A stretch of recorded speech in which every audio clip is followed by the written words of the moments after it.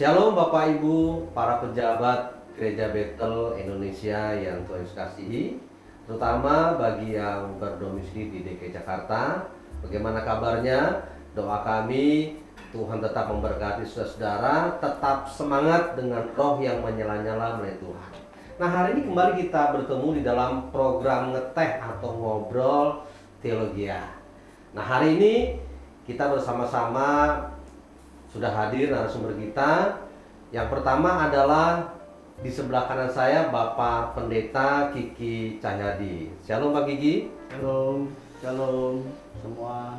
Beliau adalah Ketua BPD DKI Jakarta, kemudian juga Gembala Sidang dari GBI Jemaat Geraha Pena Jakarta Selatan, Pak ya? Ya, Jakarta sekarang Selatan. pindah Pak ke barat. Dan namanya bukan Geraha Pena, Oh, Geraha Niaga. oh Geraha Niaga. Beda tipis. Ya, Betty lah, gitu. Nggak apa-apa Betty ya. Puji Tuhan. Kemudian berikutnya di sebelah Pak Kiki adalah Bapak Pendeta Daniel Ekotan. Shalom Pak Daniel. Shalom, shalom. Nah, Pak Daniel ini adalah sibit dari bidang teologi di Jakarta Utara, dan beliau adalah Gembala Sidang dari GBI Jemaat Gregorius. Gregorio. Oh, Gregorio, maaf, Jakarta Utara. Dan berikutnya di seberang saya, seberang ya, tapi kami tidak berseberangan, kami tetap sehati. Adalah Bapak Pendeta Bun Mintat. Shalom Pak Bun. Shalom, shalom semua. Kalau beliau ini adalah Kabid atau Ketua Bidang Teologia dari BPD DKI Jakarta. Beliau juga adalah Gembala Sidang dari GBI apa? Glory United. Glory United di daerah Jakarta Utara. Nah, untuk lebih rileks sebelum kita memulai pembahasannya agak menarik hari ini, sesuai dengan namanya ngeteh. Yuk kita ngeteh dulu, Pak. Yuk, dulu, Pak. ayo, mari ngeteh. Coba ini tehnya. Wih, betul-betul teh loh Pak. Oh iya, bukan kopi, Oh, Pak. Teh. iya, Namanya kan betul-betul ngeteh, kan? teh. Nah, hari ini kita akan bersama-sama membahas sebuah topik yang masih bahagian dari pengakuan iman GBI. Hari ini kita akan memasuki dari butir yang kelima mengenai pembenaran dan kelahiran baru. Pengakuan iman ini kan kalau Bapak Ibu saudara-saudara melihat ada di buku tata gereja kita. Dan juga saya bawa di sini adalah ada di buku pengajaran dasar. Memang ini harus kita ketahui. Pengakuan iman GBI memang itu harus dibacakan setiap momen penting, baik itu dalam sidang MD, sidang sinode, rakerda, atau kalau gereja lokal minimal sebulan sekali, Pak ya. Iya, mungkin biasanya di menjelang perjamuan kudus. Oh, minggu pertama ya. Iya, terus juga pentabisan gereja, pentabisan gembala, itu hukumnya wajib. Hukumnya wajib kudu harus. Iya. Karena itu adalah warna dari sinode gereja kita. Nah, saya akan bacakan terlebih dahulu butir yang kelima ini mengenai pembenaran dan kelahiran baru. Pembenaran dan kelahiran baru terjadi karena iman di dalam darah Yesus Kristus yang dikerjakan oleh Roh Kudus. Nah, kita kan memasuki dengan pertanyaan pada hari ini. Yang pertama, saya akan tanya dulu Bapak Kiki Cahyadi, Ketua BPD kita. Apa sih sebenarnya definisi dari pembenaran atau kebenaran, Pak? Pembenaran. Ya, pembenaran kebenaran itu sama. Oke. Justification gitu. Iya.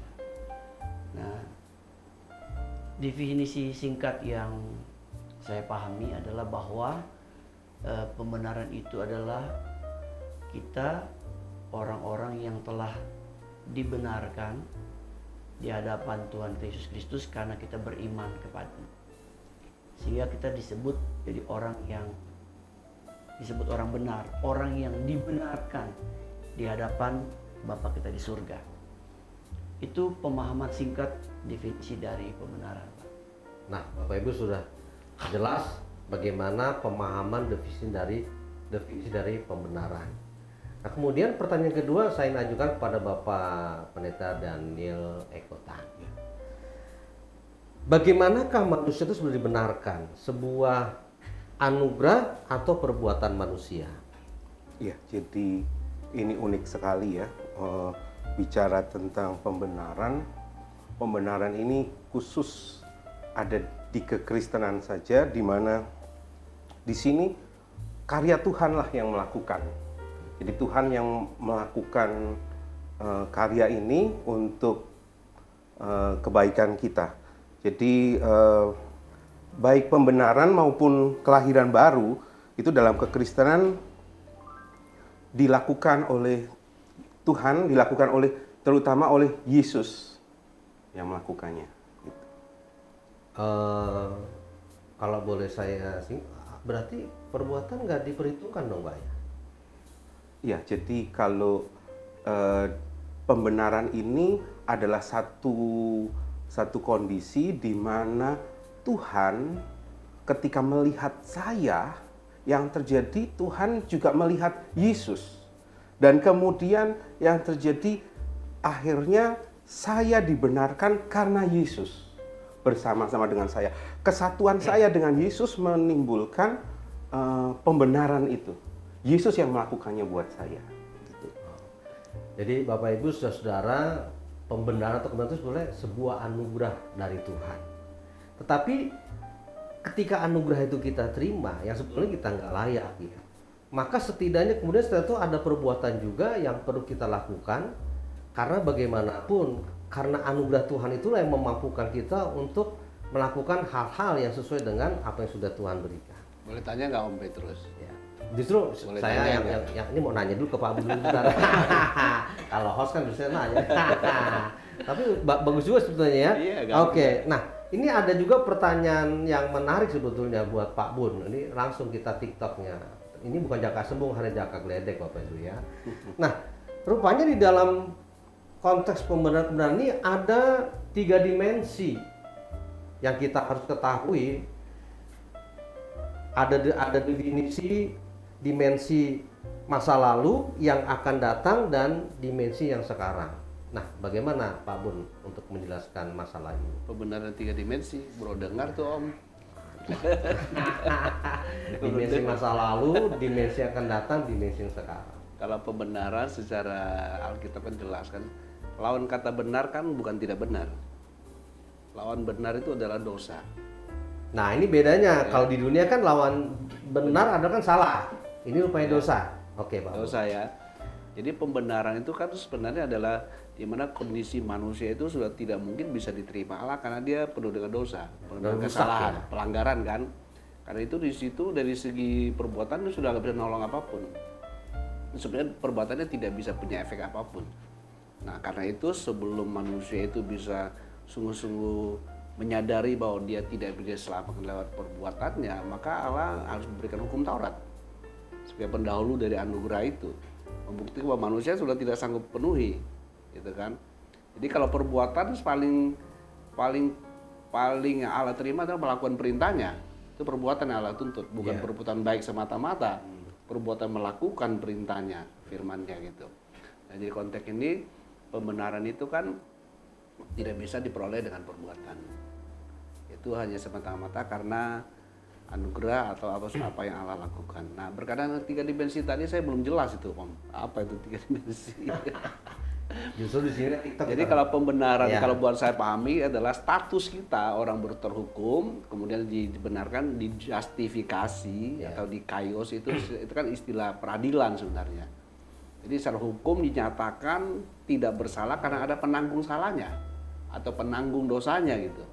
Jadi secara hukum dinyatakan tidak bersalah lagi karena ada yang sudah bayar, bukan berarti tidak menghukum. Kita sebenarnya orang berdosa sudah dihukum. Kalau Allah tidak menghukum kita di benak kita, Allah itu tidak adil.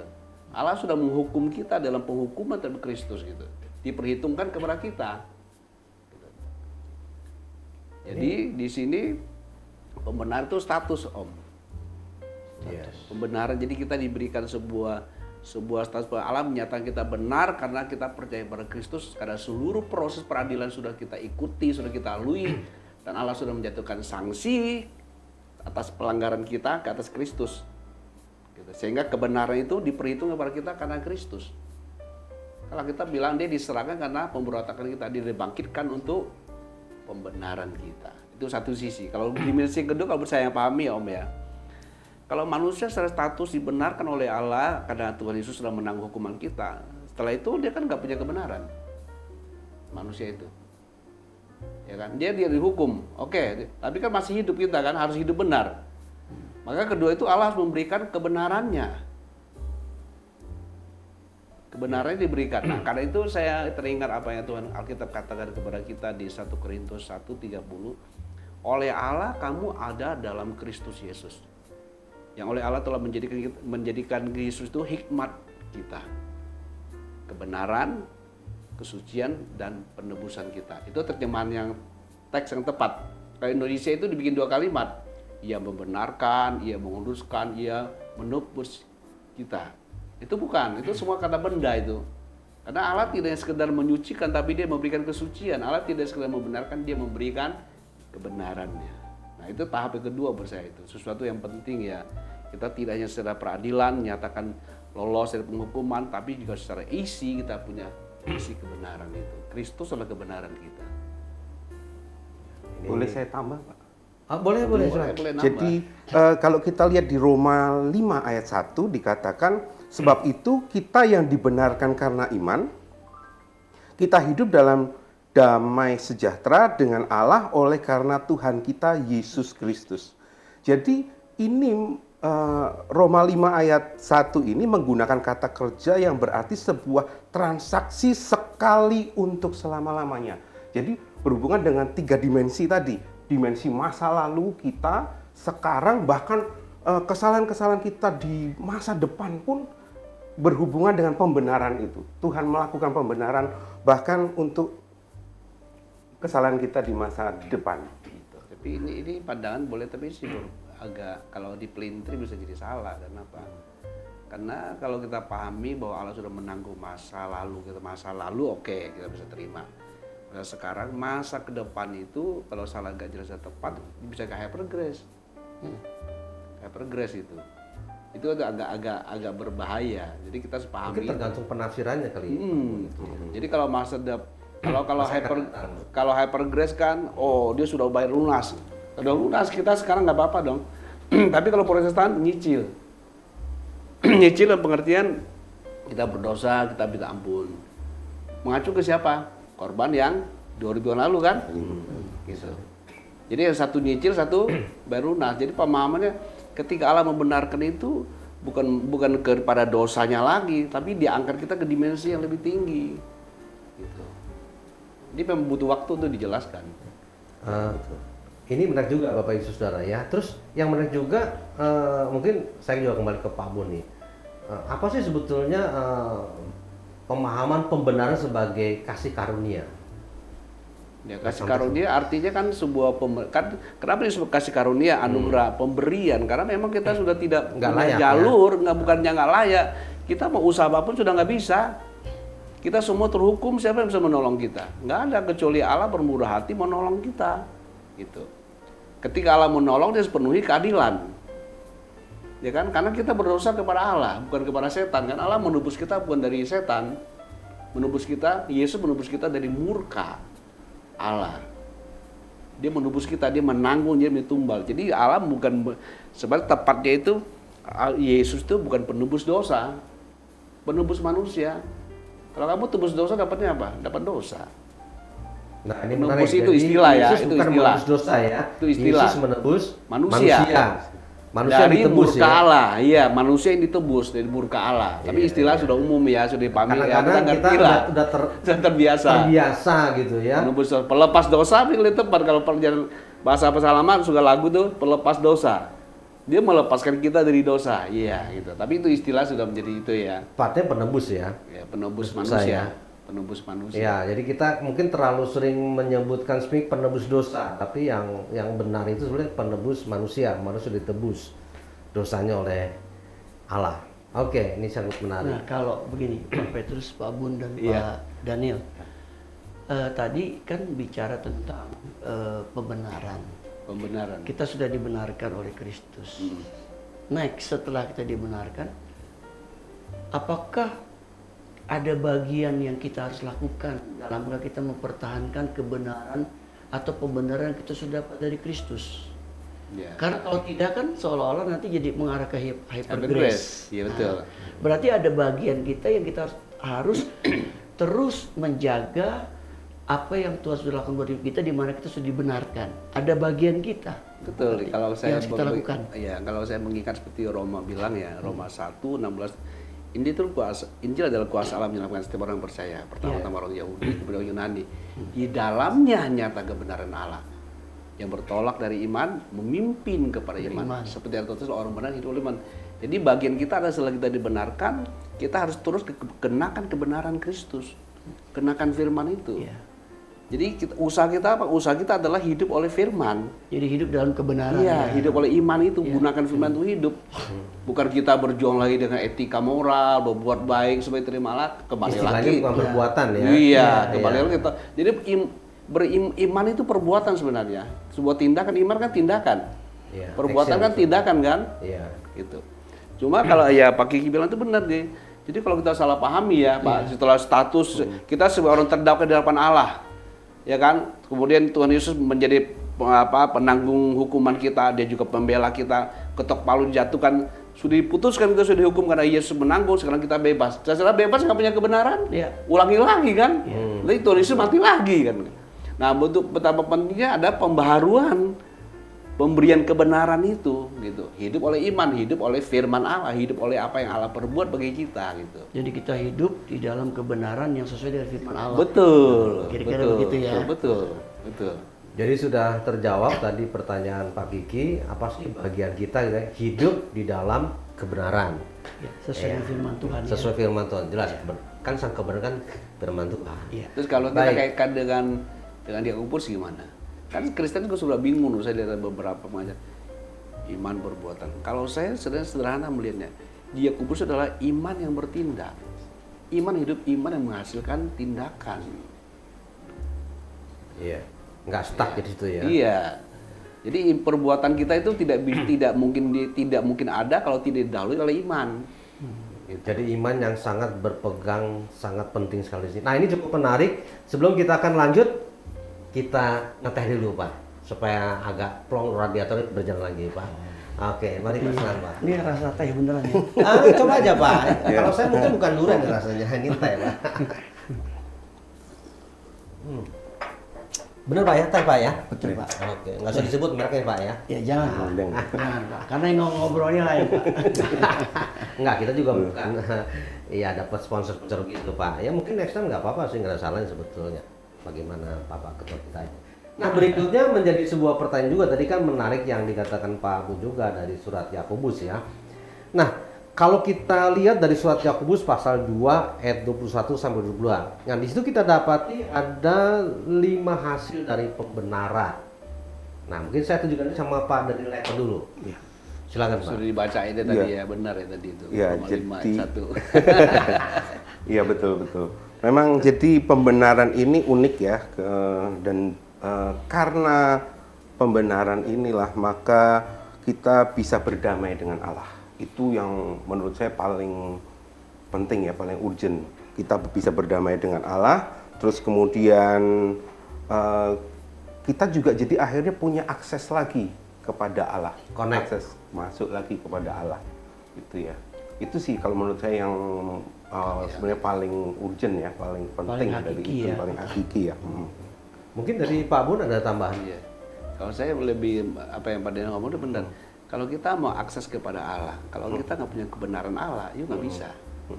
Satu-satunya akses itu? Iya, harus punya kebenaran Allah itu Kristus. satu akses. Makanya di 2 Korintus 5 pasal 5 ayat 21 dia yang tidak mengenal dosa menjadi dosa karena kita. Sesuai dalam dia kita di Indonesia di terjemah kita dibenarkan Allah. Tapi teksnya bukan. Teksnya adalah supaya kita menjadi kebenaran Allah. Itu dalam loh. Itu lebih tepat tuh ya. Iya. Lebih dalam. Kenapa? Karena Kristus memberikan dirinya menjadi kebenaran kita. Jadi sekarang hidup kita adalah representasi kebenaran Allah, gitu. Dengan tentu mengenakan kebenaran Kristus itu. Aduh, mantap Bapak Ibu Saudara ya. Nah, inilah topik yang sudah kita bahas bersama-sama mengenai pembenaran. Saya percaya Bapak Ibu bukan hanya mendengarkan dalam obrolan kita ini program ngeteh, tapi minimal ya setidaknya lah Bapak Ibu bisa membaca buku pengajaran dasar, di situ juga ada, maupun di buku tata gereja kita. Demikian pembahasan kita pada hari ini. Terima kasih Pak Kiki, Pak Daniel, Pak Bun. Ya. Tuhan memberkati. Shalom. Shalom. Tuhan memberkati.